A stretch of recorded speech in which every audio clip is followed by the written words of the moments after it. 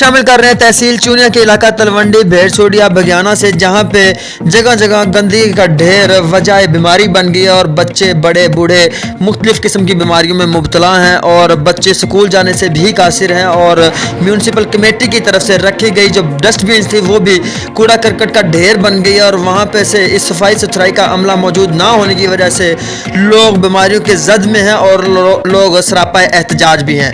आला हुकाम से गुजारिश है कि इन बास्केट से कचरा और गंदगी को उठा के ठिकाने लगाया जाए ताकि लोगों में पैदा होने वाली बीमारियां और जो लोग इन बीमारियों की वजह से सरापा एहतजाज है वो सुख का सांस ले सकें।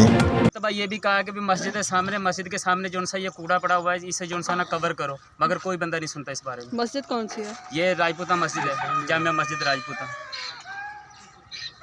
मगर ये देखेंगे भी हमने कितनी मरतबा ये भी कहा कि भी ये सारा गंद लगा हुआ है, ये कोई बंदा ये नहीं करता कि भी चलो हम ये काम कर लें। तो ये होना चाहिए, सफाई होनी चाहिए। यहाँ का हिसाब किताब कोई सोचता ही नहीं है इस चीज़ के अंदर भी कोई सफाई में है, किसी चीज़ के अंदर कुछ करेंगे ना। गलियों को देख गंदगी साफ होनी चाहिए। बिल्कुल जी, मस्जिद के सामने से सारा गंद साफ होना चाहिए। कोई इधर बहुत सारे बच्चे भी बीमार हैं और हमारे जब बच्चे बीमार हो जाते हैं हमें लाहौर या कसूर जाना पड़ता है। हमारी सेहत के लिए इधर कोई टीम आती नहीं है और कोई टीम हमें आके चेक नहीं करती हमारे बच्चों को कि भाई हमारे इनको क्या तकलीफ़ है, क्या मामलात है।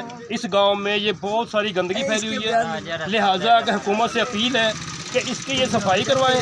ये सारा गंदा पानी है, सारा इधर मच्छर है, फिर कहते हैं कि यहाँ बीमारी है। ये सारे कोई बच्चा इधर हमारे गांव में जो है ना बीमारी से बचा हुआ नहीं है।